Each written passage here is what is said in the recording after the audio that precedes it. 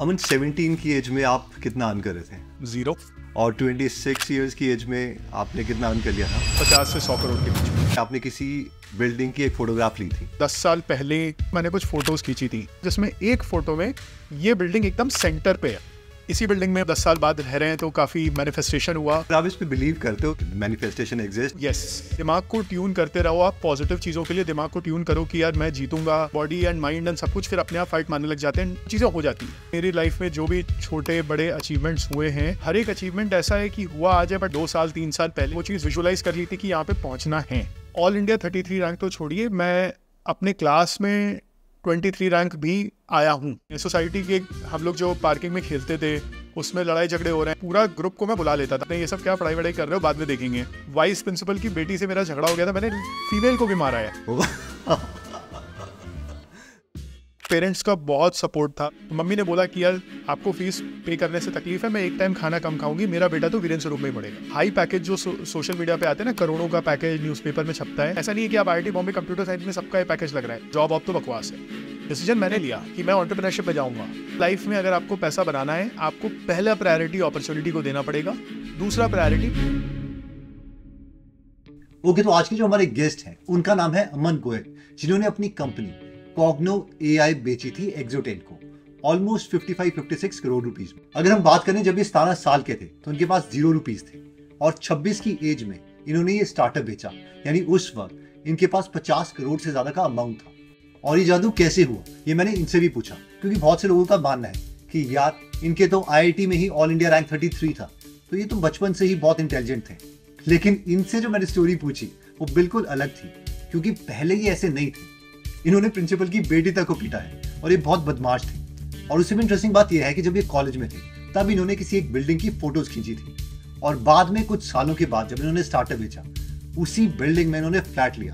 तो मैंने इनसे ये भी पूछा है कि क्या ये पावर ऑफ मैनिफेस्टेशन में बिलीव करते हैं या नहीं। These kind of people are the true role models of India. क्योंकि इनकी सबसे इंटरेस्टिंग बात यह है कि इनके जो डैड है वो 7th पास है, उन्होंने बहुत मेहनत करी इन्हें पढ़ाने के लिए। इन्होंने भी बहुत मेहनत करी उन्हें प्राउड फील करवाने के लिए। और कहीं ना कहीं आपको भी पता है कि ये वाली फीलिंग जो है वो हम भी चाहते थे कि हमारे भी पेरेंट्स 12th के बाद जब रिजल्ट आए IIT का, एम्स का या कोई और रिजल्ट, वो भी ऐसा ही फील करें। तो इस पॉडकास्ट में अमन की हम पूरी जर्नी देखेंगे from 0 rupees to selling a 55 crore startup. तो आइए स्टार्ट करते हैं। अमन 17 की एज में आप कितना अर्न कर रहे थे? 0। ओके, और 26 इयर्स की एज में आपने कितना अर्न कर लिया था? So I had sold my startup and the amount is undisclosed, but what I can say is that it was in the range of 50 से 100 करोड़ के बीच में। Okay, got it. तो एक बहुत इंटरेस्टिंग स्टोरी है। वो स्टोरी है कि आपने किसी बिल्डिंग की एक फोटोग्राफ ली थी और बाद में वहीं पर आपने फ्लैट लिया। तो ये एक सॉर्ट ऑफ मैनिफेस्टेशन जिसको कहते हैं, बुक्स भी है इसके ऊपर, सीक्रेट वगैरह। तो ये क्या स्टोरी है और आपका टेक क्या है इसके ऊपर, मैनिफेस्टेशन के ऊपर? IIT कैंपस में, IIT बॉम्बे कैंपस के पास एक एरिया है, हीरानंदानी गार्डन्स, काफ़ी प्यारा सा एरिया है। एंड स्टूडेंट्स जो है कॉमनली यहाँ पे कैंपस के स्टूडेंट्स घूमने फिरने के लिए इधर ही आ जाते। उस टाइम मैं भी इधर आया था एंड काफ़ी सुंदर सा एरिया था, तो मैंने कुछ फ़ोटोज़ खींची थी। एंड ये 2013 की बात है जब मैंने बीटेक अपना चालू किया था। जुलाई में चालू किया था, अगस्त की फ़ोटोज़ हैं। एंड रिसेंटली मैं अपना कुछ फेसबुक पे मैंने वो फ़ोटोज़ अपलोड करी थी। रिसेंटली किसी रीज़न से मैं कुछ फेसबुक की पुरानी फ़ोटो ढूंढ रहा था। कोई किसी को दिखाना चाह रहा था कि देखो मैं कॉलेज टाइम जब था मैं कितना मोटा था, अभी मैं पतला हो गया हूँ। एंड मैं फेसबुक की अपनी फ़ोटोज़ स्क्रॉल कर रहा था एंड उसमें मुझे एक फ़ोटो मिली उसी बिल्डिंग की जिसमें मैं रह रहा हूँ। मतलब it was very surprising and it happened last year which was 2023, right. I bought a flat here in 2022 in this building and last year March में we shifted to the flat. गृह प्रवेश वगैरह की पूजा करी थी मार्च 2023 में। तो काफ़ी इत्तेफाक की बात है कि मतलब 10 साल पहले एक सोसाइटी या एक अननोन, मतलब उस टाइम तो ऐसा कुछ नहीं था कि बहुत ही फैंसी बिल्डिंग है जिसको देख के मैं एक्साइट हुआ। नॉर्मली मैं फ़ोटोज़ खींच रहा हूँ, 5-10 फोटोज़ हैं जिसमें एक फ़ोटो में ये बिल्डिंग एकदम सेंटर पे है। एंड इसी बिल्डिंग में मतलब 10 साल बाद रह रहे हैं तो काफ़ी मैनिफेस्टेशन हुआ। And I think support of God, support of well wishers की 10 साल में चीज़ें इतनी बदल गई हैं। आप इस पे बिलीव करते हो कि लाइक ये एग्जिस्ट करता है, लाइक मैनिफेस्टेशन एग्जिस्ट, कि कॉन्शियसली अगर हमें करें? क्योंकि जैसे जिम कैरी की स्टोरी है तो उनका ये था कि उन्होंने खुद के लिए एक चेक लिख दिया था क्रिसमस के लिए और इवेंचुअली उनको वो डील मिली। और वैसी अनुष्का की स्टोरी है, उनकी मदर ने उनके लिए वैसा किया था। तो बहुत से लोग इस पर बिलीव करते हैं, बहुत सी वीडियोज़ हैं जो इस पर चलती हैं, बुक्स हैं। तो इसमें आपका क्या टेक है? सो देखिए, दो अलग चीज़ें एक्चुअली। एक चीज़ ये होती है कि अगर आप किसी चीज़ को डेस्परेटली चाहते हैं तो मुझे लगता है कि यार, वो बोलते हैं ना कि पूरी पूरी कायनात फिर आपको लग जाती है वो चीज़ वहाँ तक, उस मंजिल तक पहुँचाने में। कि एक एस्पिरेशन था कि यार ये एरिया बड़ा प्यारा है, कभी इस एरिया में रहने का मौका मिले तो बहुत अच्छा लगेगा। सो 10 साल बाद हम यहाँ इसी बिल्डिंग में रह रहे हैं। तो मैनिफेस्टेशन में बिलीव रखता हूँ, यस बिल्कुल रखता हूँ। मुझे लगता है कि यार इंसान को पॉजिटिव सोचना चाहिए, इंसान को अपने गोल्स दिमाग में रखने चाहिए। एंड एक बार जब आपके दिमाग में वो चीज़ें आ जाती है ना, मतलब एक बुक भी है think and grow rich by Napoleon Hill, थोड़ी बोरिंग सी बुक है, थोड़े पुराने ज़माने में लिखी है, बट जो उसका कंसेप्ट है मैं उसमें स्ट्रांगली बिलीव करता हूँ कि जो आप विजुअलाइज करते हो, जो चीज़ में आपका एकदम स्ट्रांग भरोसा है और आप उसको बार बार रिपीट करते हैं, प्रिंसिपल ऑफ ऑटो सजेशन जिसको बोलते हैं, तो यार वो होती है। एटलीस्ट मेरे साथ बहुत बार हुआ है, मैंने जो भी ड्रीम करा है, जिस चीज़ के लिए मैं एकदम पागल हो गया, एकदम पैशनेट हो गया कि यार मुझे ये चीज़ अचीव करनी है, आई थिंक भगवान ने सपोर्ट किया है, वो चीज़ हो गई है। क्योंकि लाइक माइंड लेवल पे हमारा ब्रेन उस चीज़ पर ही वो सारे सिग्नल्स ले लेता है कि इस चीज़ को अचीव करने के लिए क्या है। यस, मैंने साथ में कर्म करना पड़ेगा। ऑफ कोर्स मैंने एक जगह पढ़ा था बहुत इंटरेस्टिंग सा स्टेटमेंट कि brain does not know, brain को पता नहीं लगता है कि क्या चीज़ एक्चुअली हो रही है वर्सेस आप क्या चीज़ विजुअलाइज कर रहे हो। तो बहुत ही पावरफुल स्टेटमेंट है। मतलब आप कुछ चीज़ें सोचो यार, मतलब मैं एक बहुत ही लेम एंड स्टूपिड सी चीज़ बोलता हूँ, कुछ लोग शायद इससे डिसएग्री करेंगे। आप GTA के गेम्स खेलो, GTA सैन एंड्रियास, GTA 5, आप कार चलाना सीखोगे नहीं, बट बहुत सारी चीज़ें आप उस गेम में आपके माइंड में बैठ जाएंगी कि यार ये गाड़ी आ रही है तो मैं स्पीड धीमे करूँ, मैं इधर जाऊँ। Of course there is no substitute कि GTA के गेम्स खेलना और कार चलाना ऐसा नहीं है, लाइसेंस नहीं मिलना चाहिए ऐसे सिचुएशन में। बट आपके दिमाग में मसल मेमोरी बन जाती है कि यार ये गाड़ी आ रही है तो मैं धीमा करूँ, मैं इधर से निकालूँ, उसको कट करूँ, इतनी स्पेस में गाड़ी निकल जाएगी। तो कुछ चीज़ें दिमाग में बैठ जाती हैं। सो आप कभी कोई स्पोर्ट खेलना है तो उसमें आप ट्राई कर सकते हो, आँख बंद करके आप शॉट को बार बार विजुअलाइज करो ना, तो वो सडनली आपके लिए थोड़ा सा ईजी हो जाएगा, आपको खुद महसूस होगा। क्योंकि आपके ब्रेन ने वो फ़र्क नहीं पता कर पा रहा है ब्रेन आपका कि ये एक्चुअल में हुआ है कि ये विजुअलाइज किया गया है। इवेंचुअली अगर आप देखो जो चीज़ रियल में हो रही है वो क्या हो रही है, मैं आज कोई चीज़ देख रहा हूँ तो वो मेरी आँख के थ्रू, सेंसरी नर्व्स के थ्रू मेरे ब्रेन के पास जा रही है, राइट, जो ऑप्टिकल नर्व होती है। अब वो इवेंचुअली ब्रेन को सिग्नल जा रहा है कि ये चीज़ हो रही है। वो चीज़ आप ब्रेन को बोलो कि भाई आँख से नहीं आ रहा है, आप खुद से विजुअलाइज कर लो, तो जो ब्रेन का जो पार्ट उस इन्फॉर्मेशन को प्रोसेस करता है उसको ये चीज़ें पता लग रही है, ये हो रही है, ऐसा लग रहा है। तो ये मैंने पढ़ा है, मतलब मैं डॉक्टर नहीं हूँ, मैं न्यूरो साइंटिस्ट ऑफकोर्स बिल्कुल नहीं हूँ, बट मैं इसमें बिलीव ज़रूर करता हूँ कि दिमाग को ट्यून करते रहो आप, पॉजिटिव चीज़ों के लिए दिमाग को ट्यून करो कि यार मैं जीतूंगा, मैं जो अचीव करना चाहता हूँ मैं कर लूँगा या कर लूँगी। तो मतलब फाइट मारने लग जाती है बॉडी एंड माइंड एंड सब कुछ, फिर अपने आप फाइट मारने लग जाते हैं, मतलब वो चीज़ें हो जाती है। इसका एक्चुअली अभी मैं एक बुक पढ़ रहा था, वॉल्टर आइजैक्सन की जो नई आई है इलॉन मस्क के ऊपर। तो मतलब ये जो है पॉलीटोपिया, ये बहुत गेम खेलते थे इलॉन मस्क। तो कहीं ना कहीं उनका वैसा था कि जैसे डोमिनेट करना है, और ये पैटर्न हर जगह है कि पॉलीटोपिया में ये है कि आपकी एक ट्राइब है और आपको बाकी ट्राइब्स में जाके उसको कैप्चर करना है। तो वो उसमें बहुत ही एग्रेसिव है। अगर हम बिल गेट्स की बात करें तो वो मोनोपोली खेलते हैं, और खेली थी उन्होंने बचपन में, कि उसमें भी यही था कि मतलब एक वर्ल्ड डोमिनेशन सॉर्ट ऑफ चाहिए आपको। इवन रीड हॉफमैन की अलग से वीडियो भी है इसमें यूट्यूब में, तो वो अपनी गेम्स बता रहे हैं कि ये जो गेम्स हैं वो बहुत हेल्प करती हैं।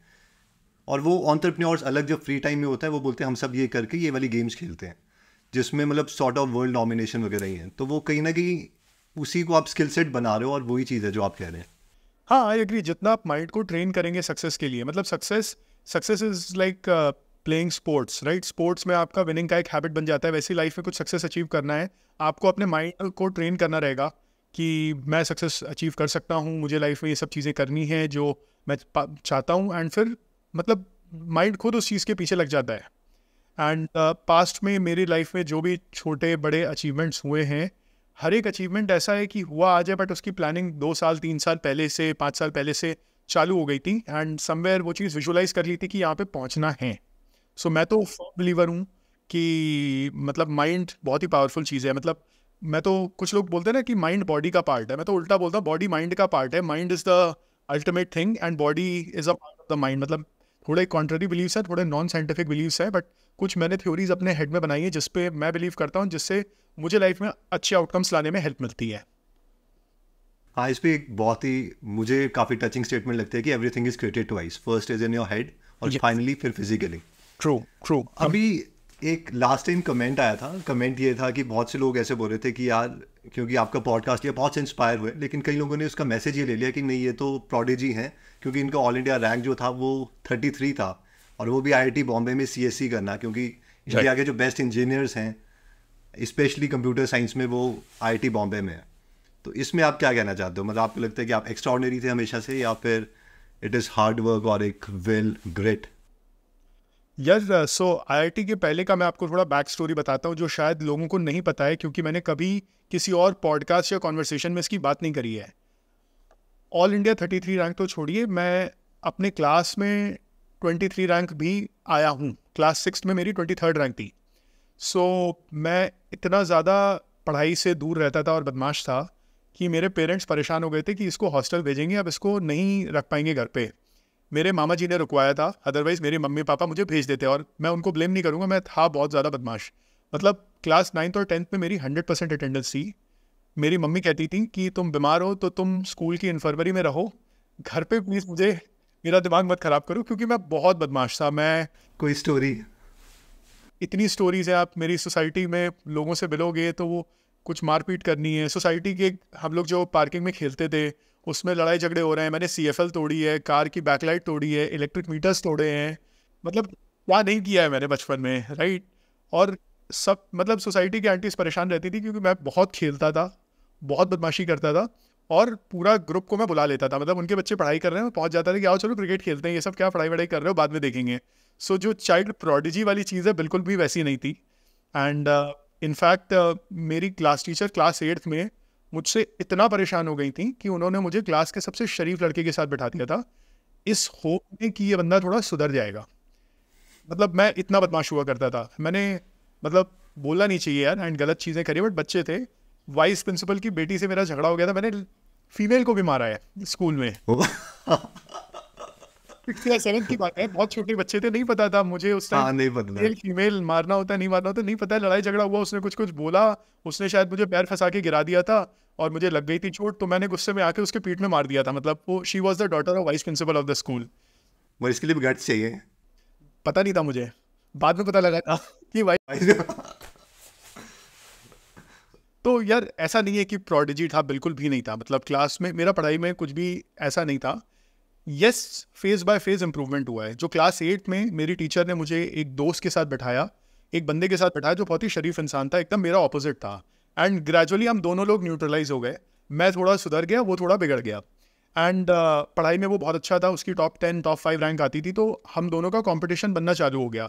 एक चीज़ मैं ज़रूर कहूँगा, मैं पढ़ाई में तेज़ था या प्रोडिजी था नहीं था, मैं बचपन से कॉम्पिटिटिव बहुत ज़्यादा था।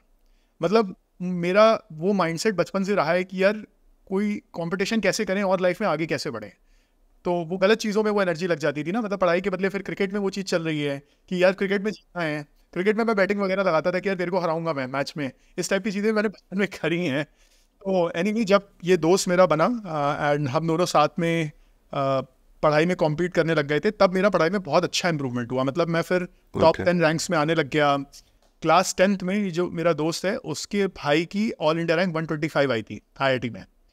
एंड स्कूल की जो मैगजीन्स होती हैं उसमें जो टॉप लोग होते हैं उनके नाम छपते हैं। एंड मैं बचपन से देखता आ रहा था कि यार 8,000 रैंक, 10,000 रैंक, 15,000 रैंक, ऐसे लोग के नाम छप रहे हैं। तो मुझे लगता था कि यार शायद जो फर्स्ट आता है उसको 5,000 रैंक मिलती होगी।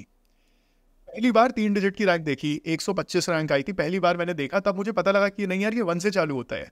तो मैंने और मेरे दोस्त ने उस टाइम पे प्रॉमिस कर लिया आपस में एक दूसरे से कि यार भैया से बेटर रैंक लानी है, भैया की 125 आई है, हमें उससे बेटर रैंक लेके आनी है। ये वही वाला फ्रेंड है जो शरीफ था? वाला फ्रेंड था। फिर हम दोनों तो बहुत ही बेस्ट फ्रेंड्स बन गए थे। IIT की तैयारी में हम दोनों 10th के बाद, मतलब 10th में तो थोड़ा बहुत पता लगा था कि ऐसा होता है, और 10th में इत्तेफाक से मेरे कॉलेज वाले मुझे, स्कूल वाले मुझे IIT कानपुर ले गए।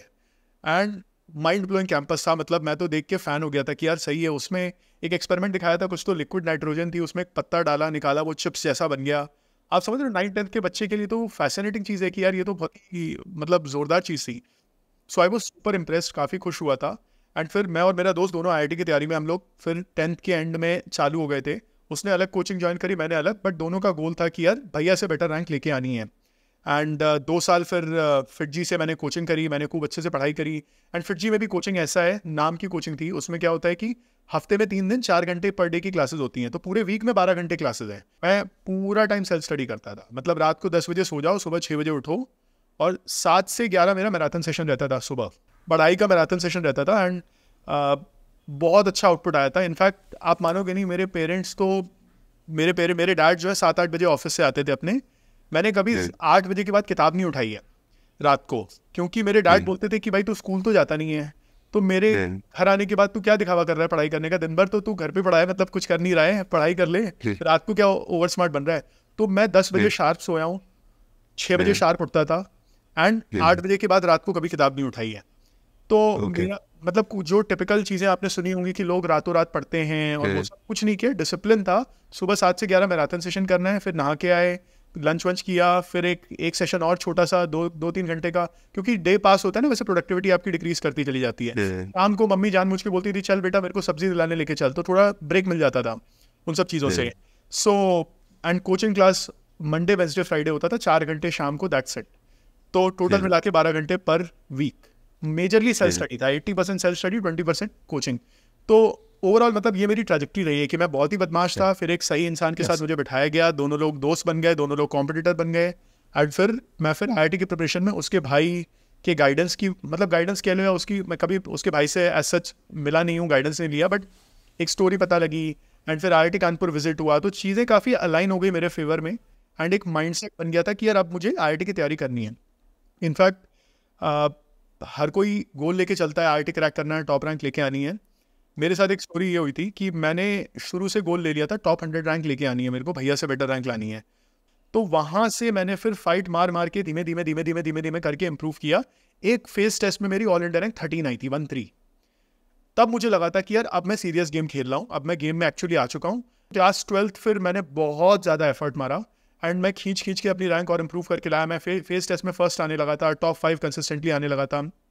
Then last couple of months of IIT preparation it was more like कि 16 घंटे दिन के पढ़ाई कर रहे हैं, एंड काफ़ी मूड स्विंग्स होते हैं।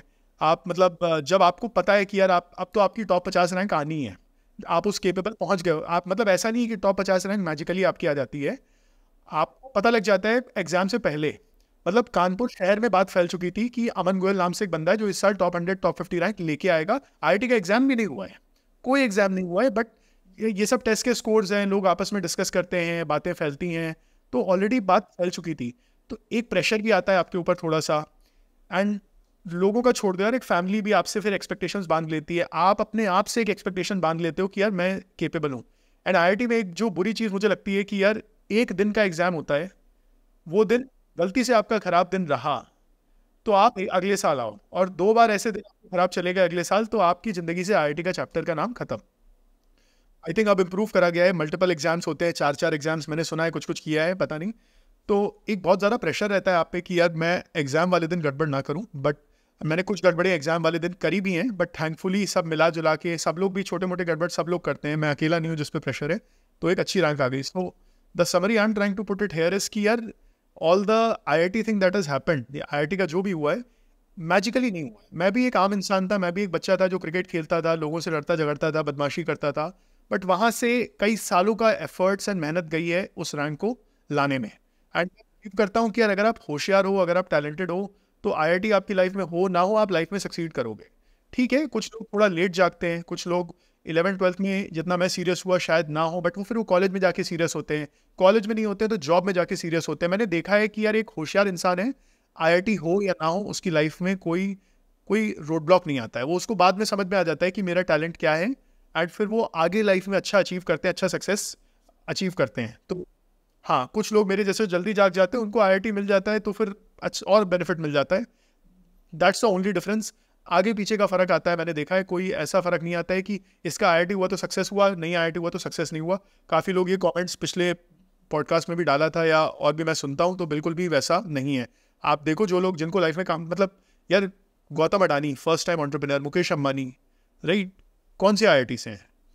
मतलब सारी बात छोड़ो यार, आज मेरे फादर ले लो 7th पास हैं, आज बंदे ने मेरे को 1 लाख रुपए की फिटजी की कोचिंग थी उस टाइम पे, किसी तरह पैसा इकट्ठा करके करवाया ना, एंड फिर मैंने अप्रैल 2011 में कोचिंग चालू करी, फरवरी में मेरी सिस्टर की शादी थी। शादी में आप जानते हो एक इंडियन मैरिज में एक फादर अपनी लो, पूरी नेटवर्क निकाल देता है, राइट, बेटी की शादी करने में। फिर मेरे डैड ने शादी करी है मेरी सिस्टर की फरवरी में, अप्रैल में मेरी फिर कोचिंग मुझे पढ़ाई करवाई, आज एक पढ़ा लिखा के एक अच्छा इंसान बनवा लिया ना। फॉर मी फिर that is the success story. He may not have crores of net worth. He may have less than 1 crore net worth, but he bought a house. He got his 2 daughters married. He got his son educated and got him into IIT. We never had a situation where we had to, खाने के पैसे किधर हैं, कुछ कपड़े खरीदने हैं, दिवाली पे पैसे नहीं है, ऐसा कभी कभी नहीं हुआ। मेरे हिसाब से वो एक सक्सेस स्टोरी है। अदरवाइज आप पैसे को चेस करो तो कोई लिमिट नहीं है। So we ji. Should appreciate. मैं एक्चुअली अभी इस पॉडकास्ट से पहले अंकल आंटी का वो एक वीडियो देख रहा था जब आपकी आईआईटी में सिलेक्शन हुई थी, तो बहुत अच्छी मूवमेंट थी, मतलब वो प्राउड थे अंकल भी आंटी भी, तो वो भी बहुत प्राउड फील कर रहे थे कि नहीं अमन हमारा बेटा है और ये चीज़ है। तो वो मुझे बहुत एक मिले हैप्पीनेस वाली वो फीलिंग थी कि even I am a parent, तो मेरा 2 साल का लड़का है, तो मतलब वो एक फीलिंग होती है कि यार ये वाली चीज़ होगी तो बस हम जीत गए। पैसे पूछे तो क्या चाहिए होते हैं पेरेंट्स को, बस वो होता है कि एक फील, और बच्चे के लिए होता है कि यार मैंने अपने माँ बाप को प्रूव कर दिया वो। अग्री। एंड पेरेंट्स का बहुत सपोर्ट था मेरी जर्नी में, स्पेशली मेरी मदर का। मतलब 6th क्लास में जब मेरा स्कूल चेंज हुआ था, मैं एक स्कूल में पढ़ता था जो कि ठीक ठाक था एंड कानपुर के बेस्ट स्कूल में डाला गया था जहाँ पे मेरी 23rd रैंक आई थी।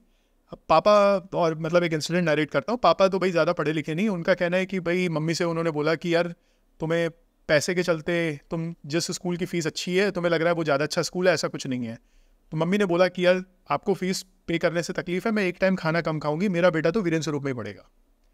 ऐसे कोई हमारे पास बहुत ज़्यादा पैसे नहीं थे, मतलब ये कॉन्वर्सेशन हो रहा है जिसमें एक वाइफ को अपने हस्बैंड से बोलना पड़ रहा है कि मैं एक टाइम खाना कम खा लूँगी बट मेरा बेटा तो वीरेंद्र स्वरूप में पढ़ेगा। तो आप समझ सकते हो कि मैं बहुत कोई अमीर फैमिली से नहीं हूँ, राइट। बट उस टाइम भी मेरी मम्मी ने फाइट मारी कि नहीं मेरा बेटा कानपुर के बेस्ट स्कूल में पढ़ेगा, ये बदमाश है, ये जैसा भी है, बट ये दिमाग से तेज़ है और ये लाइफ में कुछ करेगा। अब वो ठीक है, इंडिपेंडेंटली वो मेरी बदमाशियों से परेशान थी या जो भी था, मतलब कि भाई इसको हॉस्टल भेजते हैं बाद में, बट एज अ पेरेंट उन्होंने अपनी रिस्पॉन्सिबिलिटी बहुत अच्छे से निभाई है। मुझे जहाँ पे राइट टाइम पे सपोर्ट था, अपनी चीज़ों को कॉम्प्रोमाइज़ करके उन्होंने मुझे पढ़ाया है, सपोर्ट किया है। सो आई एम वेरी थैंकफुल कि जो भी सक्सेस है आई ओ इट टू देम। राइट।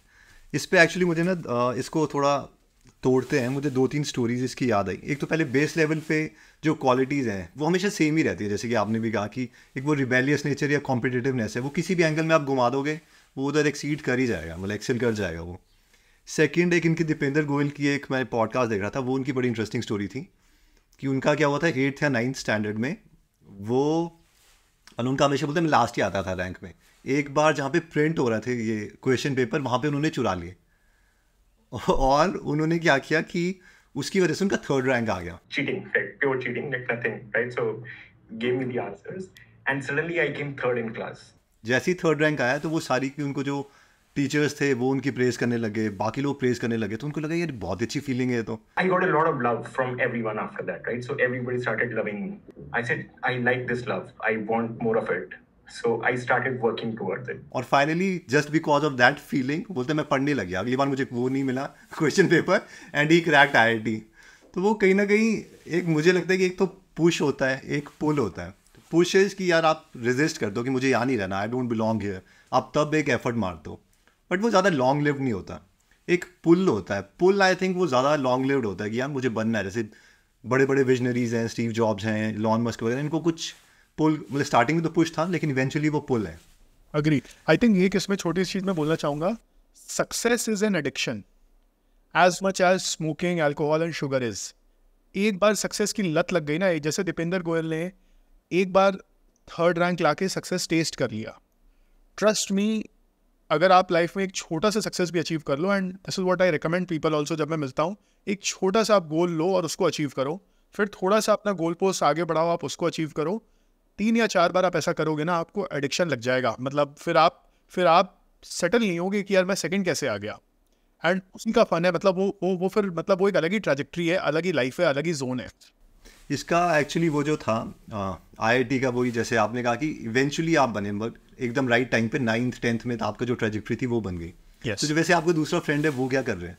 यार उसने IIT रुड़की क्रैक किया था, 600 समथिंग रैंक थी, which is very good. IIT Roorkee से कंप्यूटर साइंस से बीटेक किया, एंड फिर यार मतलब उसके बाद कहीं ना कहीं हम दोस्ती ज़्यादा उस पर नहीं कर पाए मेंटेन। एक आध बार हम मिले हैं, बात हुई है। मैं लास्ट 2 साल पहले बैंगलोर गया था तो मैं उससे मिला था, बट वही है, जितने दोस्त हम, जितने क्लोज फ्रेंड स्कूल में थे, नहीं हो पाया। एक और मुझे जो इसमें चीज़ नज़र आती है कि जैसे आपका जो फ्रेंड थे, उनका जब आपने रैंक देखा उनके भाई भैया का, तो एक बार ना वो रियलिटी हो जाती है। अगर आप किसी सक्सेसफुल बंदे से मिल जाते हो, आपको लगता है मतलब उतना भी डिफिकल्ट नहीं है, मतलब it is doable. Correct. Even entrepreneurship journey में ऐसा होता है कि हाँ यार डूएबल, हमारे जैसे तो हैं, मतलब इन्होंने भी कर ही सकते हैं। तो वो एक रियलिज्म होना, आई थिंक पॉडकास्ट वगैरह उसी चीज़ के लिए कि ह्यूमन साइड आप देख ले तो बंदे की, यार वो एक्स्ट्रॉर्डनरी नहीं था जो आपको बड़ा हीरोइक बना के दिखाया जाता है। You see the flaws, you see कि जैसे आपने प्रिंसिपल की बेटी को लड़ाई कर ली उससे या कुछ भी कर ली, यू सी एन मेरे जैसे ही है लाइक, एंड दैट्स वाई वो सबसे बड़ा वो चीज़ है मतलब मोटिवेशन की, मतलब मेरे ओपिनियन में तो ये this is the best thing. No, I agree Hemant, because क्या होता है कि लोग बहुत ज़्यादा सक्सेस को ग्लोरीफाई करते हैं, दिखाते हैं कि देखो मैं तो मैजिकल था एंड सिर्फ मैंने किया है या ऐसा वैसा है। आप मेरा कंटेंट जो मैं कोई इन्फ्लुएंसर नहीं हूँ, मैं तो एक नॉर्मल एंटरप्रेन्योर हूँ। मैं जो लिंक्डइन पे छोटा मोटा कुछ शेयर करता हूँ, मैं हमेशा हार्ड वर्क हाईलाइट करता हूँ और मैं हमेशा बोलता हूँ कि जो भी आज मैंने छोटा मोटा अचीव किया है, ऑब्वियसली लाइफ में बहुत कुछ अचीव करने को है, प्योर हार्ड वर्क है, कोई एक्स्ट्रा ऑर्डनरी सिचुएशन नहीं थी। मैं एक आम इंसान की तरह एक नॉर्मल मिडिल क्लास फैमिली से था, जिसके पेरेंट्स एजुकेटेड नहीं थे, जिसके पास ज़्यादा पैसे, कंटेक्स्ट, बैकग्राउंड, वो सब कुछ नहीं था, एंड खुद सीखा है, खुद करा है, लोगों से हेल्प ली है, मेंटरशिप ली है, एंड फाइट मार के आगे बढ़े हैं। एंड बहुत ही रेप्लिकेबल स्टोरी है, जो कि मैं हमेशा समझाता हूँ। हार्ड वर्क काफ़ी रेप्लिकेबल होता है।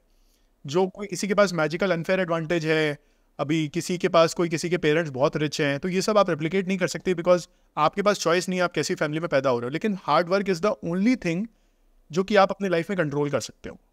And trust me, long run में वही मैटर करता है। आपके सारे अनफेयर एडवांटेजेस जो है ना इवन आउट हो जाएंगे। आप एक रिच फैमिली में बॉर्न हो तो एक नॉर्मल इंसान फंडिंग रेस कर सकता है, वो उसके पास भी पैसे आ गए, एंड फिर वो वहाँ से आगे बढ़ सकता है। तो बहुत सारे अनफेयर एडवांटेजेस जो हैं कैचअप किए जा सकते हैं बाय हार्ड वर्क। और plus eventually it is the formula that wins, कि एक जैसे फिजिक्स के लॉज हैं, बस एग्जैक्टली वही चीज़ है कि अगर आप वो समझ जाओ ये 3 या 4 इंग्रेडिएंट्स से इसी के साथ प्ले करना है, तो वो जीत जाता है। वो चाहे आप काले हो, गोरे हो, लड़का हो, लड़की हो, कुछ भी हो, eventually that is the thing that win. फिर आईआईटी के बाद क्या थी आपकी जर्नी? आईआईटी से स्टार्टअप तक की जो जर्नी है, वहाँ पे क्या एक्स्ट्राऑर्डिनरी चेंज आए कि वहाँ से आप और भी, क्योंकि आईआईटी के भी अगर एवरेज आप सैलरीज देखो तो आई थिंक 70-80,000 है, बट मतलब उतनी भी बड़ी स्टोरीज नहीं निकलती। इवन इन दैट केस अगर आप आईआईटी पहुँच गए तो वहाँ पर आप अगेन जो वर्ल्ड के बेस्ट लोग हैं उन्हीं के साथ हों, तो अब वो जो नॉर्मलाइजेशन है उनका एवरेज ही ऊपर पहुँच गया है। फिर वो फीलिंग कहाँ से आती है और उनमें भी एक्सेल करना? तो यार देखिए, मुझे लगता है कि आईआईटी का सबसे बड़ा बेनिफिट है कि आप एक स्मार्टेस्ट लोगों के सर्कल में आ जाते हो। Smartest not in absolute terms, I am sure world में और बाहर बहुत सारे स्मार्ट लोग हैं, बट एटलीस्ट आप अपने स्कूल में हो तो आप एक सर्टन लोगों के साथ हो। बट इमेजिन आप जैसे टॉपर्स सारे इकट्ठा कर लिए जाए एक जगह, तो डेफिनेटली आपका एवरेज जो स्मार्टनेस आपके अराउंड में बढ़ जाता है। तो उसके बहुत सारे फ़ायदे होते हैं यार। लोगों से आपको सीखने को मिलती है नई नई चीज़ें। लोग एम्बिशियस होते हैं तो आप उनके एम्बिशन भी, आज मेरे जैसे इंसान को एक अच्छे इंसान के साथ बिठाया गया जिससे मेरी रैंक इंप्रूव हुई, मेरा करियर इंप्रूव हुआ। इमेजिन वैसे 10 लोगों से अगर मैं सराउंडेड हूँ तो ऑब्वियसली आप सोचो फिर मैं कहाँ लाइफ में जा सकता हूँ, या कोई भी इंसान कहाँ लाइफ में जा सकता है। तो सबसे बड़ा benefit professors, lectures, labs, content, ये सब कुछ नहीं होता है। सबसे बड़ा बेनिफिट है आपके दोस्त, आपका पीयर ग्रुप, जो which is what I at least felt. And आप किसी भी आईआईटीएन से बात करो वो यही बोलेंगे। सो रही बात जो एवरेज पैकेज की, अब मुझे स्टैटिस्टिक्स तो नहीं पता है, एवरेज पैकेज 70,000 रुपये महीना है या जो भी $70,000 पर ईयर है। बट जो मैंने देखा है कि जो हाई पैकेज जो सोशल मीडिया पे आते हैं ना, करोड़ों का पैकेज न्यूज़पेपर में छपता है, पहली बात तो ये फॉरेन पैकेजेस होते हैं, इंडिया में नहीं होते हैं। आप उसको डॉलर को INR में कन्वर्ट करोगी तो फिर वो एक स्टूपिड एक्टिविटी है, क्योंकि आपके खर्चे डॉलर में भी हो रहे हैं आप जहाँ पे रह रहे हैं। एंड सेकेंडली जो होता है कि यार ये बहुत ही सिलेक्टेड लोगों को मिलते हैं। IIT बॉम्बे, दिल्ली, कानपुर के कंप्यूटर साइंस के 5-5, 10-10 लोगों को मिलते हैं। मतलब कंप्यूटर साइंस में भी ऐसा नहीं है कि आप IIT बॉम्बे कंप्यूटर साइंस में सबका ये पैकेज लग रहा है, बिल्कुल भी ऐसा नहीं होता है। गिनती के 10-12 लोग होते हैं। मैं एक्सपीरियंस से बता रहा हूँ यार, मुझे तो पता है, मेरे तमाम दोस्त हैं। मेरा खुद का one of the highest package था जो रूब्रिक में मेरा लगा था, $150,000 का। उस टाइम पे बहुत हाई पैकेज था अक्रॉस ऑल द IITs। तो मुझे पता है एक्चुअल डेटा क्या है, स्टैटिस्टिक्स क्या है। सो इनफैक्ट मेरी जर्नी भी यहीं सबसे चालू हुई। तो जो मैंने रूब्रिक का नाम मेंशन किया कि मैं 3rd ईयर के समर इंटर्नशिप मैंने US में करी थी एक स्टार्टअप में, रूब्रिक। एंड बढ़िया इंटर्नशिप थी, सॉफ्टवेयर इंजीनियरिंग टीम में मैं था। मेरा भी गोल था कि यार इनका इंटर्नशिप करेंगे, प्री प्लेसमेंट ऑफर मिल जाएगा, फिर US में सेटल कर जाएंगे, H1B and citizenship and green card and all of that. But जब मैंने 3 महीना वहाँ पे स्पेंड किया, 3rd ईयर और 4th ईयर के बीच में जो समर ब्रेक होता है उसमें, तो वहाँ पे मैंने रियलाइज़ किया कि यार मैं काम अच्छा कर रहा हूँ बट मैं एक बड़ी कंपनी का छोटा सा पार्ट हूँ. मतलब 1000 एम्प्लॉयज़ से ज़्यादा थे उस टाइम पे रूब्रिक में. आई थिंक 150 लोग तो इंजीनियरिंग टीम में ही थे. तो मुझे ये लगने लगा कहीं ना कहीं कि यार मैं क्या कर रहा हूँ लाइफ में. मैं एक इंटर्न हूँ, मैं 1 घंटा लेट आऊँ, 2 घंटा लेट आऊँ ना आऊँ, किसी को कोई फ़र्क नहीं पड़ रहा है. तो मैं अच्छे कॉलेज से बीटेक किया, मैं होशियार हूँ, पढ़ाई लिखाई करके यहाँ पे आया हूँ और मेरी कोई वैल्यू नहीं है. मतलब don't take me wrong, company बहुत वैल्यू करती है, खाना पीना, अच्छी स्टाइपेंड. इनफैक्ट $8,000 पर मंथ की स्टाइपेंड थी उस टाइम पे, वन ऑफ द हाईएस्ट थी. गूगल वगैरह से ज़्यादा स्टाइपेंड थी. गूगल उस टाइम पे $6,600 कुछ देता था पर मंथ. रूब्रिक $8,000 दे रहा था पर मंथ. फ्लाइट का फेयर अलग दिया था इंडिया से यूएस का. तो उस कंपनी बहुत केयर करती है एम्प्लॉयज़ का. बट कहीं ना कहीं आपको फील होता है कि यार मैं क्या कर रहा हूँ लाइफ में. मैंने रियलाइज़ करा मैं इस चीज़ के लिए फिट नहीं, मेरा अलाइनमेंट यहाँ बेटर नहीं है. मैं इंडिया जाके कुछ एक्सप्लोर करता हूँ और सोचूंगा क्या करूँगा, बट बाहर तो नहीं रह सकता. एंड यार और चीज़ें आपको बताऊँ, मतलब मैं पैलो अल्टो में था जो कि सिलिकॉन वैली का हार्ट है. मतलब मेरी कंपनी भी वहीं थी और 10 मिनट दूर मेरा घर था. 7 बजे के बाद रेगिस्तान बन जाती है वो जगह. सड़क पे आपको एक इंसान नहीं मिलेगा. मतलब पहले दिन मैं ऑफिस वॉक करके गया था कि 10-15 मिनट वॉकिंग है, चले जाते हैं. और वही है कि अब अपने इंडियन आदमी सोचते हैं कि यार 5 बजे नहीं 6 बजे 7 बजे आराम से निकलेंगे. और 7 बजे हल्का अंधेरा होने लगा एंड मेरी हालत ख़राब हो गई थी कि एक नए कंट्री में अकेला हूँ मैं, पहली बार यहाँ पे आया. और यूएस में मगिंग एंड इन सब के केसेस आप सबने सुने होंगे. तो मैं 15 मिनट वॉक कर रहा हूँ, पूरे रोड में एक इंसान नहीं था उस टाइम. तो ये सब चीज़ें मुझे नहीं पसंद यार. मैं सोशल आदमी, मुझे तो रात को 10 बजे, मैं और हर्षिता जो मेरी वाइफ है, हम तो घूमने निकलते हैं रात को 10 बजे. हमें बहुत अच्छा लगता है, जाओ वॉक करो, कुछ मतलब होता है ना, रोड पे जाओ, कुछ शॉप्स हैं देखो समझो. मुझे तो बहुत वो लाइफ चाहिए रहती है. तो यही सब छोटे छोटे फैक्टर्स मिला के मैंने बोला यार सब अच्छा है but I am not the right fit for this. तो फिर मैं जब इंडिया आया, मेरा 7th और 8th सेमेस्टर खाली था. मैंने काम अच्छा किया था इंटर्नशिप में, तो प्री प्लेसमेंट ऑफर दे दिया था यूएस ऑफिस में ही. एंड वो प्री प्लेसमेंट ज्वाइनिंग होती है आपका बीटेक खत्म होने के बाद, राइट. मतलब वो 8 सेमेस्टर कंप्लीट होने के 2-3 महीने बाद. तो मैंने सोचा कि यार मेरे पास करीब 1-1.25 साल का टाइम है, क्यों ना खुद का कुछ एक्सप्लोर करते हैं. एंड सिलिकॉन वैली में पूरा स्टार्टअप का इकोसिस्टम देख के भी मैं थोड़ा एक्साइट हो गया था. तो जब मैं वापस आया, मैंने फिर सोहम जो मेरा एक दोस्त था, जो मेरा पिछला को फाउंडर था, उसको मैंने बोला. और मैंने सोहम से क्यों बोला, क्योंकि यार वो बंदा, मुझे पता है कि वो ऐसा इंसान है कि गुजराती आदमी है एंड वो ऑलरेडी बोलता है कि जॉब ऑप तो बकवास है. तो मुझे पता था कि यार इसको कन्विंस करने की ज़रूरत नहीं पड़ेगी, इसको मैं बोलूँगा स्टार्टअप कर लो तो बंदा बोलेगा करते हैं. एंड एग्जैक्टली वही हुआ. मैंने उससे बात करी, विद इन 5 मिनट्स ही कि हाँ भाई तू सही बोल रहा है, मैं भी सोच रहा था स्टार्टअप वार्टअप ट्राई करने का, मुझे जॉब अप नहीं करनी. वो भी बहुत स्मार्ट बंदा था, उसका भी प्री प्लेसमेंट ऑफर लगा था, उसकी भी यूएस में इंटर्नशिप थी Indeed.com में. तो दोनों लोगों ने सोचा कि यार चलो एंटरप्रेन्योरशिप एक्सप्लोर करते हैं. एंड एक और दोस्त ने बताया कि यार स्टार्टअप करना है तो IIT बॉम्बे में स्कूल ऑफ एंटरप्रेन्योरशिप खुला है, उसके लेक्चर्स में आप ज्वाइन करो. तो मैंने और सोम ने कुछ कोर्सेज ज्वाइन करे. एंड क्या होता है बीटेक कॉलेजेस में 4th ईयर में डिपार्टमेंट इलेक्टिव्स होते हैं और इंस्टीट्यूट इलेक्टिव्स होते हैं जो कोर्सेज लेने होते हैं. एंड ये कोर्सेज फिक्स नहीं होते. फर्स्ट 3 ईयर का कंटेंट फिक्स होता है, 4th ईयर में आपसे बोला जाता है कि 3 कोर्सेज आप डिपार्टमेंट इलेक्टिव कर लो, 3 कोर्सेज इंस्टीट्यूट इलेक्टिव कर लो. तो हमारे यहाँ CS में इतनी फ्लेक्सिबिलिटी है, डिपार्टमेंट इलेक्टिव के नाम पे भी वो बोलते हैं कि आपको जो करना है करो, आप कोई एरोस्पेस का कोर्स करो, हम अलाउ करेंगे, हम उसको टैग करने देंगे आपको एज ए डिपार्टमेंट इलेक्टिव. हम कोई मैंडेट नहीं कर रहे हैं कि CS का ही कोर्स करना है. तो एसेंशियली 5-6 कोर्सेज जो मुझे अक्रॉस 2 सेमेस्टर करने थे, 7th और 8th, मेरे पास फुल फ्लेक्सिबिलिटी थी. मैं पूरे इंस्टीट्यूट में कोई भी डिपार्टमेंट का कोई भी कोर्स कर सकता हूँ. अंडरग्रेड प्रोजेक्ट भी ऑप्शनल है सब जगह. 4th ईयर में बीटेक थीसिस और वो सब होता है. CS IIT बॉम्बे बोलता है कि भाई होशियार आदमी हो, आपको जो करना है करो, हम कुछ मैंडेटरी नहीं कर रहे हैं. तो मेरी तो चांदी हो गई कि यार मैंने एकदम हल्के वाले कोर्सेज उठा लिए थे एक आध. एंड एंटरप्रेन्योरशिप के खूब सारे कोर्सेज उठाए. Introduction to entrepreneurship, marketing for entrepreneurs, technology venture creation, intellectual property for entrepreneurs. And जैसे नॉर्मल कोर्सेज में होता है ना, पेन और पेपर बेस्ड एग्जाम्स हो रहे हैं, पढ़ाई लिखाई हो रही है, असाइनमेंट हो रहा है, इसमें कुछ भी वैसा नहीं था. जो प्रोफेसर्स थे वो खुद एंटरप्रेन्योर्स थे. मैं एक चीज़ ऐड करना चाहूँगा. अभी मैक्सिमम जो लोग पॉडकास्ट देख रहे हैं उनको ये लग रहा होगा कि यार यहाँ पे भी एक कहीं ना कहीं वो एक पॉइंट था, sort of inflection point type, कि ये आपकी जो नॉलेज है यहाँ पे बहुत हुई, तो हम तो IIT बॉम्बे में नहीं है, हम नहीं कर सकते. मेरे ख्याल से जो स्टार्टअप स्कूल है Y कॉम्बिनेटर का, वो भी प्रोवाइड करते हैं 8 हफ्ते की जो कोर्स है उनका, startupschool.com या और जो भी देख लीजिएगा. तो 8 हफ्ते का है, उसमें आई थिंक ये सारी नॉलेज मिल जाती है. इवन यूट्यूब में वीडियोज़ पड़ी हुई हैं. तो मेरी समझ ये है कि जो वहाँ पे आपने सीखा होगा वो नॉलेज यहाँ पे होगी. इवन 8 हफ्ते अगर वो कंटिन्यूसली करते हैं तो उन्हें 4 लाख रुपए के जो AWS क्रेडिट्स हैं वो भी फ्री में मिल जाते हैं.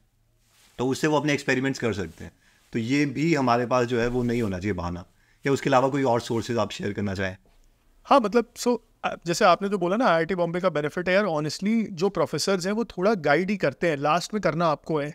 एक आप ऐसा समझो कि मैं फिटजी में 12 घंटे सेल्फ स्टडी का 12 घंटे कोचिंग कर रहा था अ वीक, बट जो मेरा 80% टाइम जा रहा था वो सेल्फ स्टडी में जा रहा था। ये सिमिलर चीज़ है।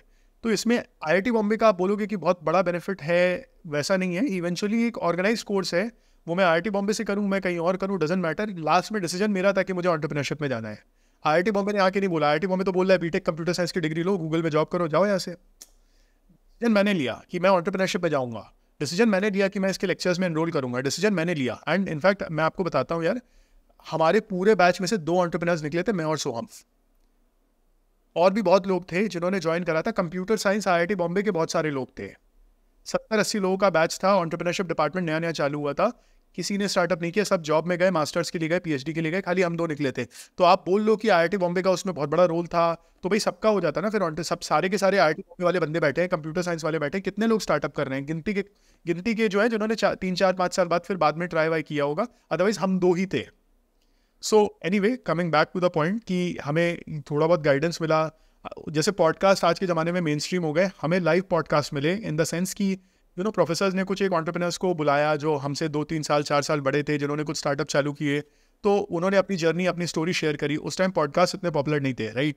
तो हमने लाइव देखा, लोगों से इंटरेक्ट किया, तो काफ़ी अच्छा एक्सपीरियंस था। एंड उसके बाद फिर हमने हमारा स्टार्टअप ये वॉइस बेस्ड वर्चुअल असिस्टेंट पे चालू किया कि पेरेंट्स क्या बुकिंग नहीं कर पा रहे हैं, फ़्लाइट बुकिंग नहीं कर पा रहे हैं, तो एक वॉइस का एक असिस्टेंट बना देते हैं जिसमें कॉल करेंगे अपनी भाषा में, वो बोलेंगे कि मुझे फ़्लाइट बुकिंग करनी है मुंबई से दिल्ली की, एंड डिटेल्स आ जाएंगी, एंड फिर वो बोलेंगे ये तीसरी फ्लाइट सेलेक्ट कर लो जो कि 6,000 रुपये की है, एंड फ्लाइट बुक हो गई, एज एन एग्जाम्पल। तो वहीं पे फिर प्रोफेसर्स ने बोला कि यार आप बैंक्स एंड फाइनेंशियल इंस्टीट्यूशंस को टारगेट करो, आपने टेक्नोलॉजी बनाई है तो आप कस्टमर्स को डायरेक्टली मत बेचो, आप ऐसे कंपनी से टाई करो जो कि कस्टमर्स लेके बैठे हैं। कस्टमर एक्विजिशन ईजी होगा। जैसे आई एम श्योर आप चैनल रन कर रहे हो तो आपके पास कस्टमर्स बैठे हैं, राइट? आपने इतने साल का ब्रांड बिल्डिंग इन्वेस्ट किया है कि यूजर्स आए, ऑडियंस आए, मुझे वो पूरा एफर्ट खुद से डालना पड़ेगा।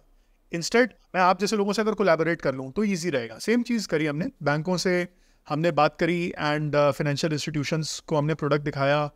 हमने उस टाइम पे वीडियो वगैरह बनाई थी। सो एक कोर्स था मार्केटिंग फॉर एंटरप्रेन्योर्स में, बड़ी इंटरेस्टिंग चीज़ थी। सेल बिफोर यू बिल्ड, बेच के आओ बिना बनाए, वो उस कोर्स का ऑब्जेक्टिव था। तो हमने वीडियो वगैरह बनाया था, कुछ बैंक्स को हमने वीडियो दिखाया।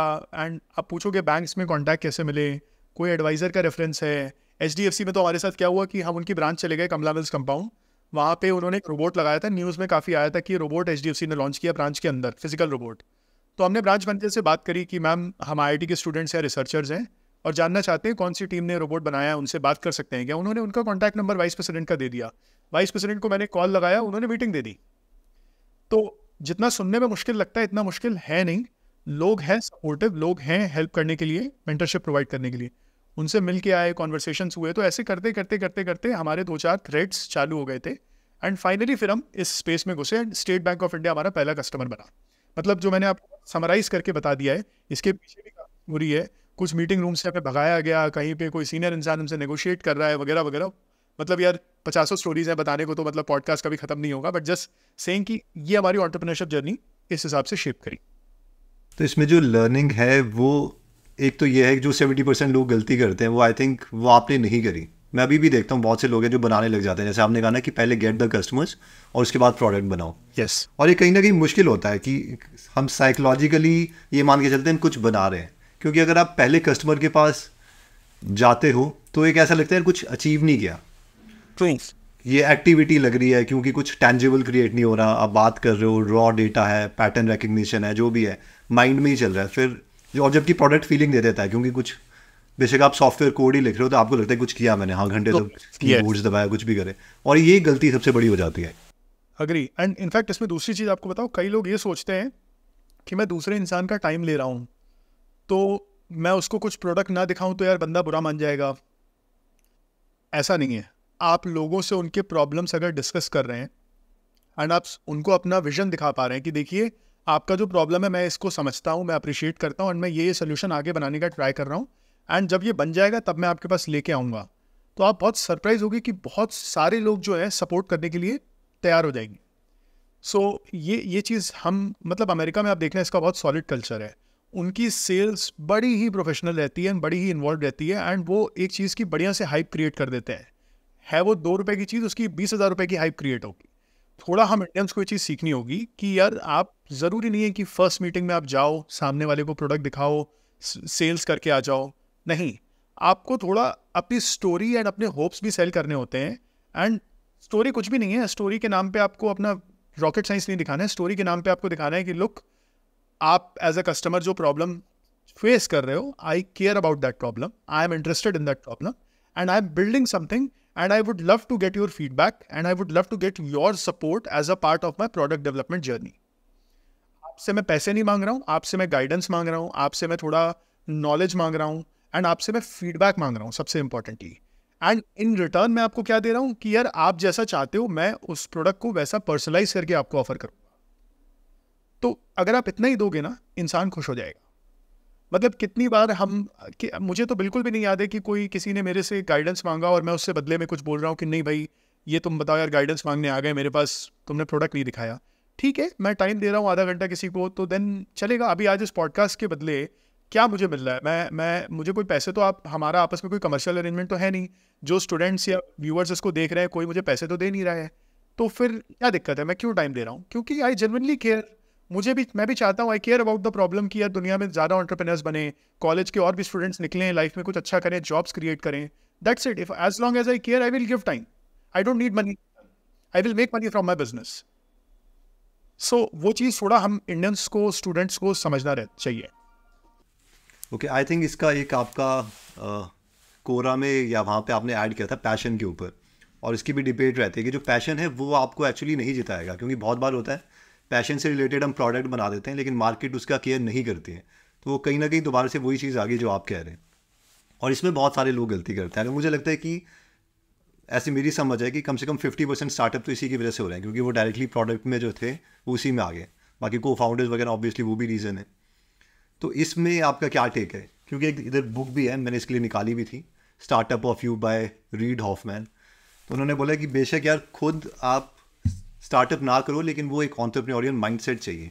तो उसमें पहली चीज़ उन्होंने मजाक उड़ाया है कि पैशन वगैरह बेवकूफ़ी चीज़ है, आपको मार्केट की प्रॉब्लम करनी है। हाँ, अगर आपका पैशन उसके साथ अलाइन हो जाए, जहाँ पे मार्केट भी बड़ी है, तो वो अच्छी बात है। लेकिन इसको आप ऐसा मत समझो। अगर आपको कुकिंग करना पसंद है या कुछ और टाइम गुजारना पसंद है, तो मार्केट अगर उसका नहीं दे रही है आपको वैल्यू, तो फिर वो हॉबी रखो इसको, बट उसको मेन स्ट्रीम में एज अ बिजनेस नहीं बनाया जा सकता।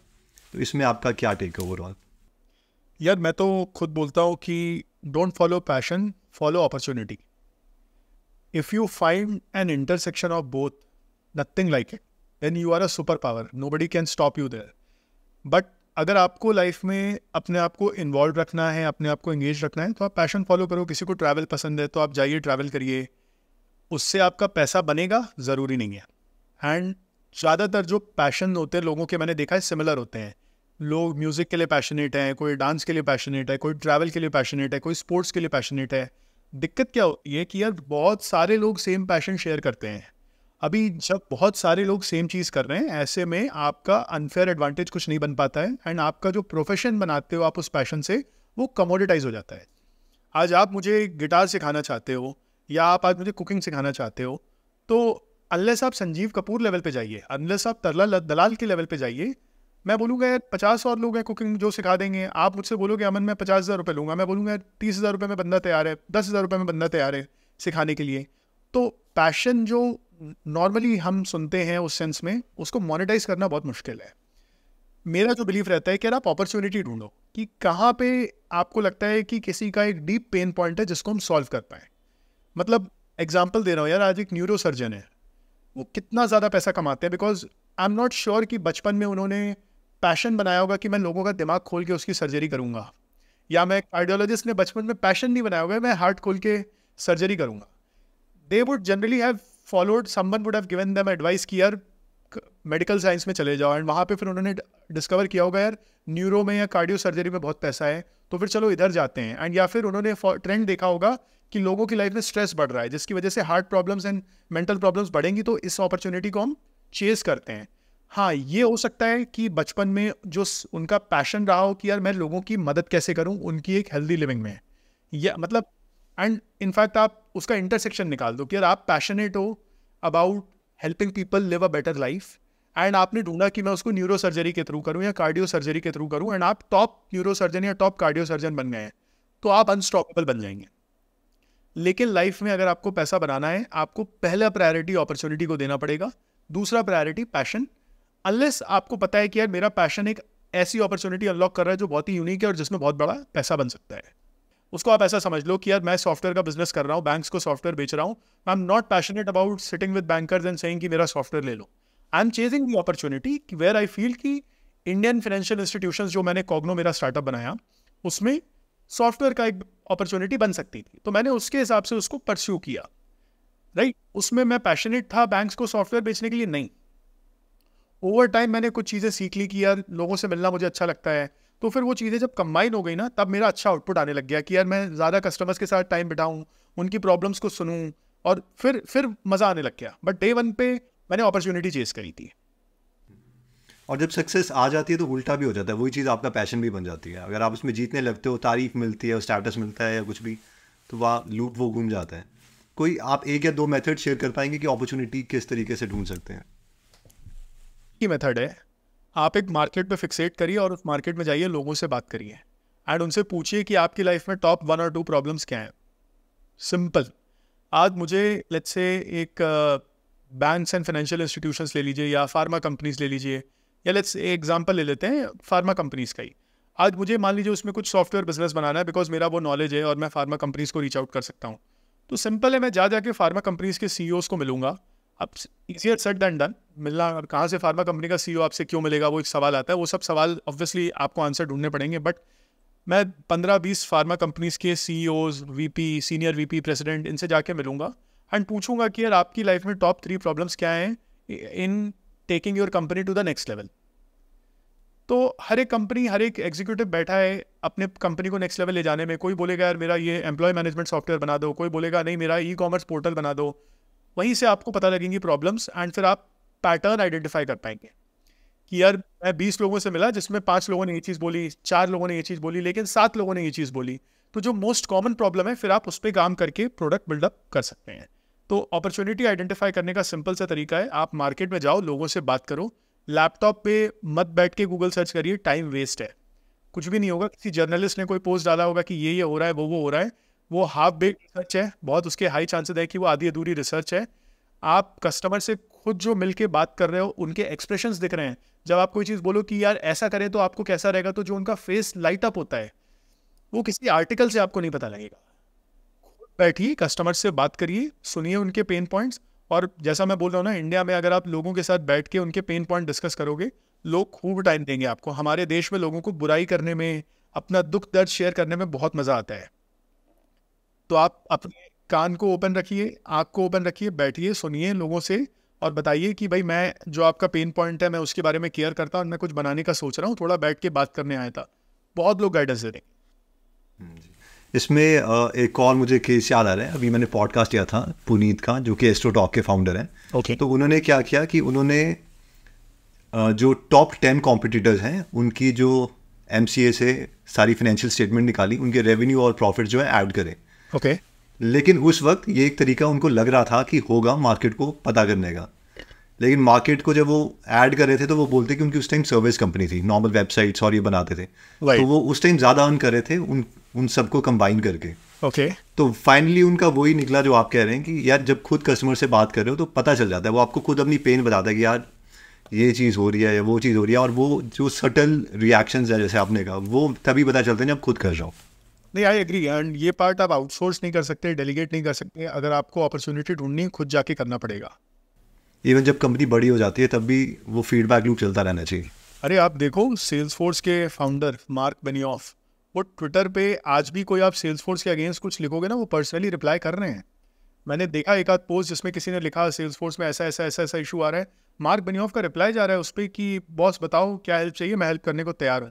ये इस लेवल की कस्टमर सेंट्रिसिटी लानी पड़ेगी, तब जाके आप पता कर पाओगे कि मेरे मार्केट में मेरे कस्टमर को क्या तकलीफ आ रही है। जो एक चीज़ मुझे जो बहुत ज़्यादा समझ आती है कि अभी शायद आपने लास्ट पॉडकास्ट में भी बताया था, मैं अपना जो ब्रदर इन लॉ है वो भी कंप्यूटर साइंस में कर रहा है, तो मैं आपका एग्जांपल दे रहा था कि यार बहुत से लोगों को लगता है ये मतलब कि जो क्विट ना करने की आदत या रिबेलियस एटीट्यूड, कि जब आपको फर्स्ट टाइम SBI का नहीं मिला था कि उनके वो भूल गए थे, उन्होंने आपको कुछ प्रोडक्ट बनाने को कहा था और बाद में भूल गए थे, लेकिन फिर भी आप 5 या 6 दिनों तक सुबह से लेकर शाम तक वहाँ पर बैठे रहे। राइट। उसको ज़रा स्लो डाउन करके अनरैप करके आप सोचो, लाइक टाइम को स्लो करो और फिर देखो कि बंदा बैठा हुआ है।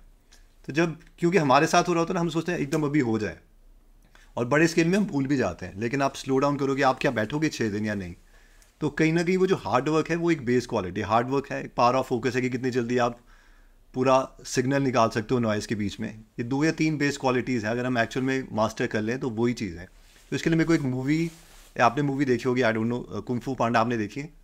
हाँ, मैंने बहुत पहले देखी है, मुझे याद है वो, मतलब पांडा होता है, उसको कुछ वॉरियर, बहुत मतलब थोड़ी बहुत फेंट मेमोरीज हैं। तो उसका मुझे मतलब वो कहीं ना कहीं मुझे लगता है, तो उसमें उसकी स्टोरी ये है कि कुंग फू पांडा है जिसका नाम पो है। राइट। तो फाइनली ये बताया जाता है कि उसको कुंग फू का मास्टर बनना है, और वो जबकि पांडा है, बहुत ही मोटा है। तो वहाँ पे ऐसा बताया जाता है कि एक वहाँ पे ड्रैगन स्क्रोल है जिसमें सारी सीक्रेट लिखी हुई है, कि वो जो अचीव कर लेगा उसको सब पावर मिल जाएंगी। तो एंड में वो ट्रेनिंग करता है, कुछ भी करता है, लेकिन इसमें एक सीन है कि जब उसको मिल जाता है ड्रैगन स्क्रॉल, वो उसको खोलता है, उसमें कुछ नहीं होता, उसमें सिर्फ एक मिरर होता है। और उसको स्टार्टिंग में समझ नहीं आता, बाद में उसको समझ आता है कि कोई सीक्रेट सॉस थी ही नहीं। तो लेट्स से कि IIT भी अगर कोई अचीव करना चाह रहा है या कुछ भी अचीव करना चाह रहा है, तो वो IIT was not the secret sauce, it is the जो प्रोसेस ने वो आपको बना दिया। आपने उतनी मेहनत कर दी कि वहाँ पे पहुँच गए, और वो आपको पता लगता है यही तो था, कि वो एक्चुअल में सीक्रेट सॉस ये चीज़ थी। तो वो ही चीज़ है जो, वो प्रोडिजी नहीं है, वो बंदे का हार्ड वर्क है। अगर आप स्लो डाउन करके उनके साथ ज़िंदगी गुजारोगे तो आपको पता चलेगा कि जब आप रेस्ट कर रहे थे, आप खेल रहे थे, तो वो उन सब इमोशंस को काउंटर करके he was focused on that particular damn thing. तो वो चीज़ अप्रिशिएट करना, एक बंदे को टॉप डाउन के बजाय बॉटम अप देखना, कि उसकी कमियां से देखते देखते फिर उसको बिल्ड करना, तो आप ज़्यादा मतलब अप्रिशिएट कर पाते हो। I agree. मतलब तमाम लोग जो बोलते हैं कि उसने देखो पब्लिक का पैसा मारा, उसने ये किया, मैंने देखा है एंटरप्रेन्योर्स को लेके बहुत हेट होती है। कोई अमीर आदमी को लेके हमारे कंट्री में अनफॉर्चुनेटली बहुत हेट है। किसी ने भी थोड़ा भी पैसा बनाया तो लोग बोलते हैं यार उसने पक्का लोगों को बेवकूफ़ बना के किया है। बट अगर आप, मतलब आई एम श्योर कुछ लोग होंगे जिन्होंने बेवकूफ़ी करी है, बट बहुत सारे ऐसे लोग हैं जिनकी स्टोरीज आप देखेंगे तो आपको रियलाइज़ होगा नॉर्मल इंसान था, हमारे आपकी तरह फाइट मारी है, मतलब फेलियर्स आए लाइफ में, गिव अप नहीं किया है, डिटरमाइंड रहे हैं, लोगों से हेल्प ली है, आगे बढ़े हैं, एंड बैंकरप्ट्स होते होते लोग निकले हैं। मैं खुद भी जानता हूँ ऐसे लोगों को। तो वही है कि हार्ड वर्क का कोई सब्स्टिट्यूट नहीं है यार। लाइफ में कुछ अच्छा अचीव करना है तो मेहनत करनी पड़ेगी। एंड जो आपने कुंग फू पांडा का एग्जांपल दिया ना, कि वो जो स्क्रॉल ढूंढने के प्रोसेस में जो वो हर्डल्स को ओवरकम करता है, बस वहीं पे इंसान जो है अपने आप को अपडेट करता है, वहीं पे इंसान एक वो इंसान बनता है जो वो अचीव करना चाहता है। तो keep fighting, keep working hard is the mantra for success, is what I believe. मतलब this is the only lesson, like if they want to take the lesson, तो this is the only lesson कि यार appreciate that thing. वो आप process देखोगे कि वो slow down करके उनका देखो कि हार्ड वर्क कितना हुआ है। 2 साल तक एक बंदा कमरे में बंद रहता है, कुछ भी नहीं कर रहा, वो डेडिकेशन चाहिए, लाइक 365/2, मतलब उतने दिनों तक आप रहे हो वहाँ पे। तो I think that is the message. कोई और लास्ट थॉट जो आप ऐड करना चाहते हो? नहीं यार, आई थिंक मेरा सिंपल सा थॉट ये रहेगा कि जो सोशल मीडिया पे ग्लोरीफाई किया जाता है उस पर बिल्कुल भरोसा मत करें। एक एक्चुअल इंसान से आप मिलो, आपको समझ में आएगा कि कितनी मेहनत गई है, एंड कोई शॉर्टकट नहीं है सक्सेस का। सो एक मैसेज है तो वही है कि no shortcut to success, keep working hard. Thank you, Aman. Thank you so much for coming in the podcast. Thank you, Hemant. As always, it's a pleasure to be in your podcast, and I Thank hope you. the audience finds it useful. Okay, तो एक बार मैं इस पूरे podcast की learning को आपके लिए summarise कर देता हूँ। मेरे लिए जो लर्निंग्स हैं उसमें यह है कि जो बेस क्वालिटीज हैं वो हर विनर की सेम है, और वो बेस क्वालिटीज है परसिस्टेंस, डिसिप्लिन, फोकस, और चौथी क्वालिटी आपको compete करने का, कि अगर आप 10 लोगों के बीच में हैं तो आपको भी उनसे बेहतर परफॉर्म करना है। और ये सेट ऑफ क्वालिटीज के साथ कोई भी इंसान किसी भी डोमेन में जाएगा, चाहे वो डांस हो, सिंगिंग हो, या फिर पढ़ाई हो, स्टार्टअप हो, बिजनेस है, कुछ भी है, वो उसमें एक्सेल करेगा ही करेगा। तो ये कहना कि यार ये तो चाइल्ड प्रोडिजी थी, ऐसा नहीं है। जब हम 12th में मस्तियां कर रहे थे तब ये फुली फोकस्ड उस टाइम काम कर रहे थे। इन्हें भी मन करता था बाहर खेलने का, लेकिन इन्होंने इन सारे थॉट्स को ब्लॉक किया और 2 साल तक लगातार एक कमरे में बंद होकर काम करते रहे। तो आई होप इस पॉडकास्ट से हमने बहुत कुछ सीखा होगा। अगर आप चाहें तो इस चैनल को सब्सक्राइब कर सकते हैं। जय हिंद।